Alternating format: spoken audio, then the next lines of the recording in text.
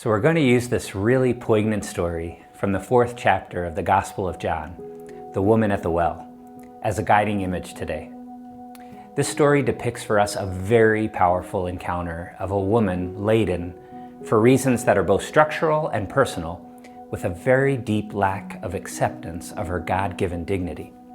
It's a self-image and a society-bequeathed image in which she has become stuck.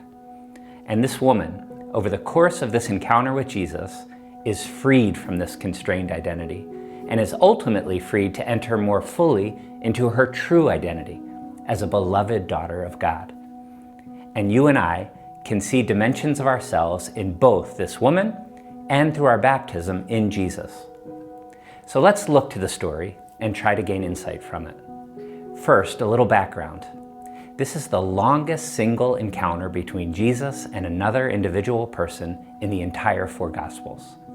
And that's particularly surprising when we consider that the encounter should never have taken place at all, for at least 3 reasons.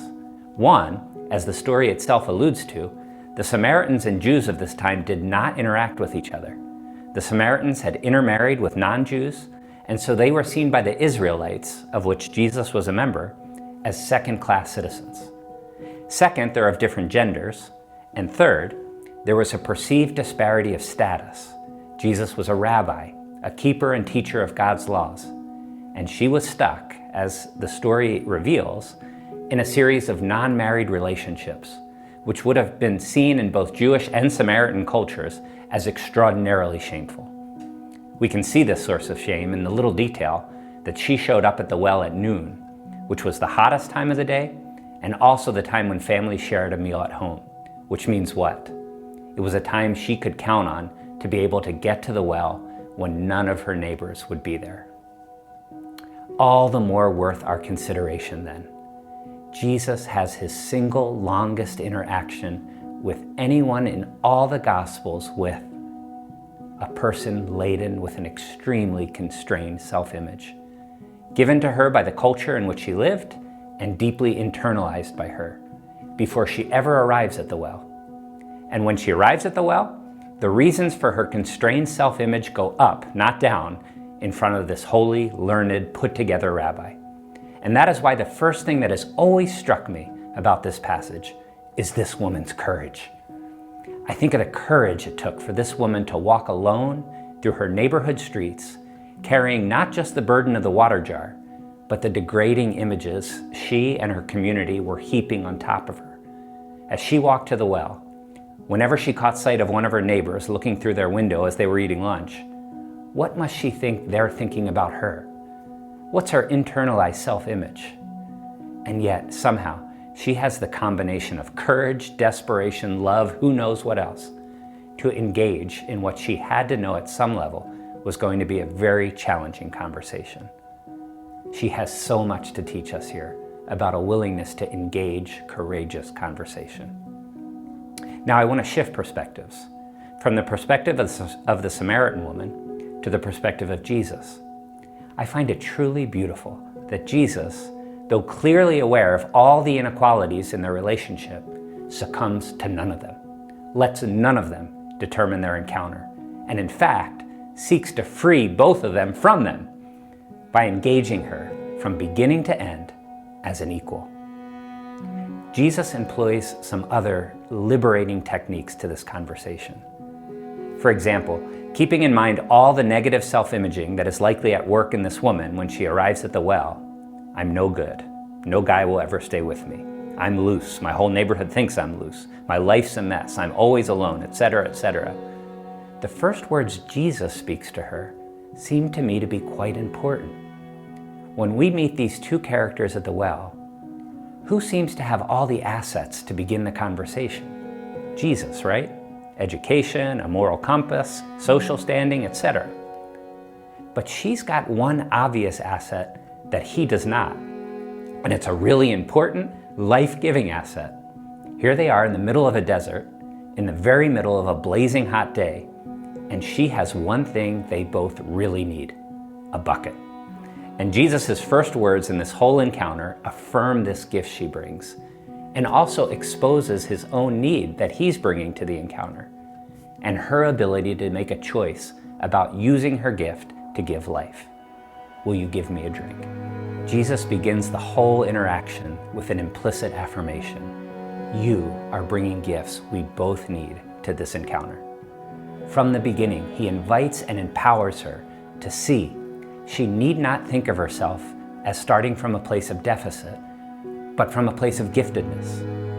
Of course, as we all know about deeply entrenched social structures and deeply internalized self-images, it's not going to be that easy.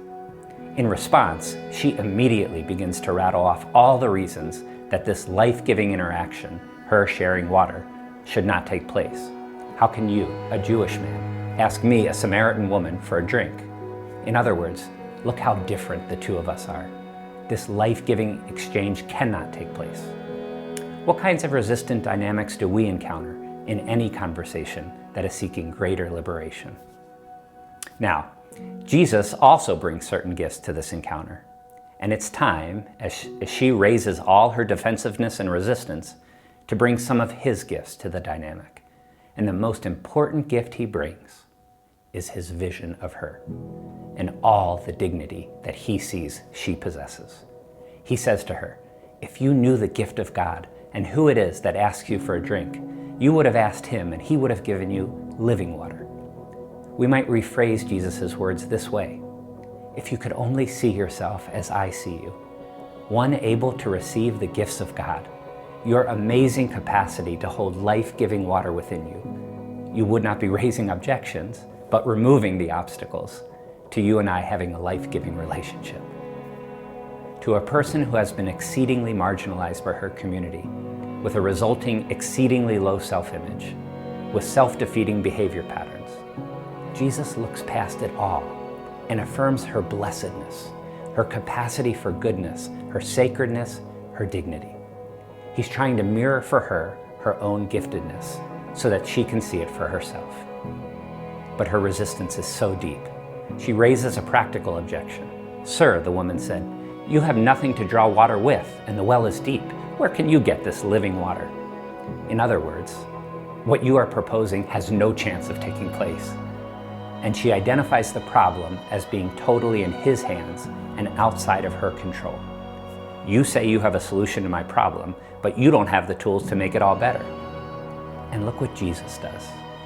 Jesus answered, everyone who drinks this water will be thirsty again. But whoever drinks the water I give them will never thirst. Indeed, the water I give them will become in them a spring of water, welling up to eternal life. The resolution of your thirst is not outside of your control. It doesn't depend on somebody else's bucket.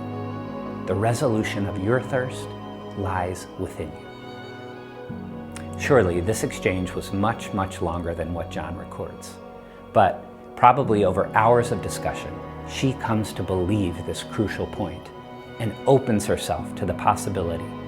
Sir, give me this water so that I won't get thirsty and have to keep coming here to draw water. She's open to the possibility that she possesses a dignity much greater than what she currently sees or her surrounding community sees in her.